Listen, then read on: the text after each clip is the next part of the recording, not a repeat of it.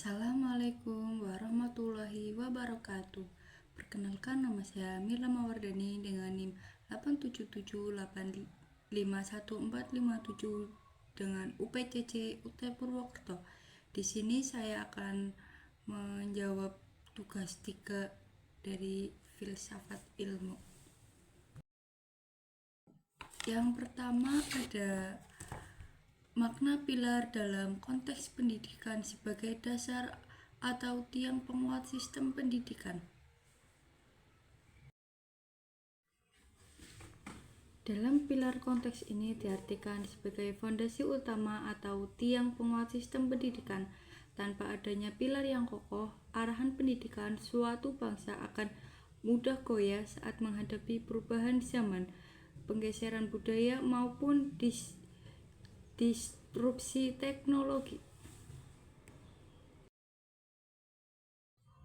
Yang kedua ada prinsip dasar pendidikan menurut Ki Hajar Dewantara yang ing ngarso tulodo dan ing madya mangukarsa dan tutwuri handayani. Sung tulodo di depan memberi teladan dan contoh tindakan yang baik, ing madya mangukarsa di tengah-tengah membangun semangat, ide dan memotivasi, tutwuri handayani di belakang memberikan dorongan dan kebebasan yang bertanggung jawab kepada siswa untuk berkembang.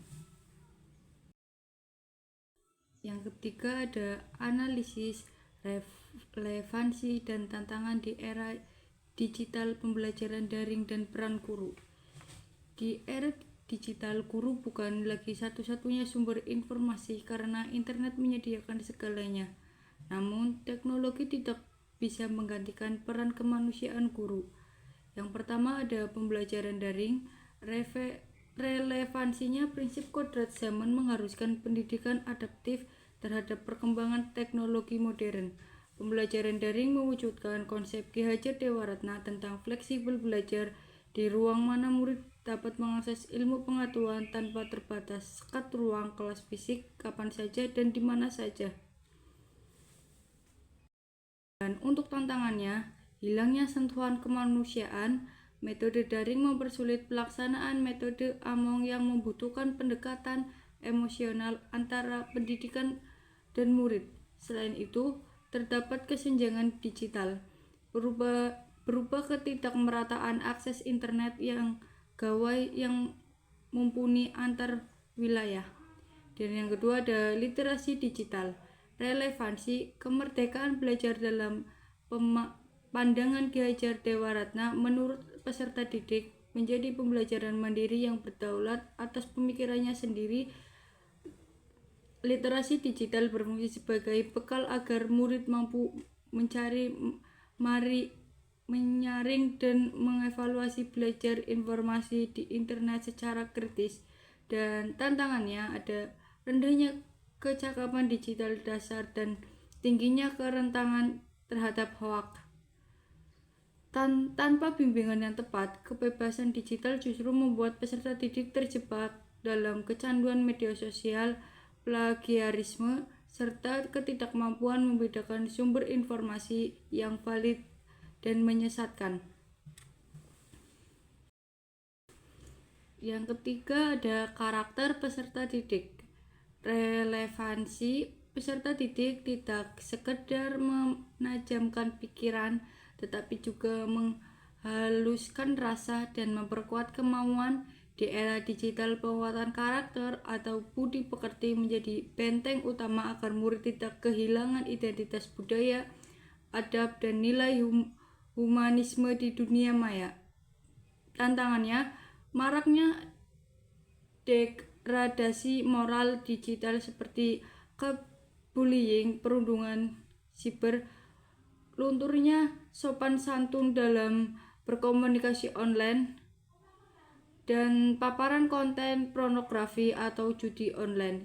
Individualisme yang tinggi akibat integrasi layar virtual yang mengurangi kepekaan sosial serta semangat gotong royong anak di dunia nyata. Yang keempat ada peran guru.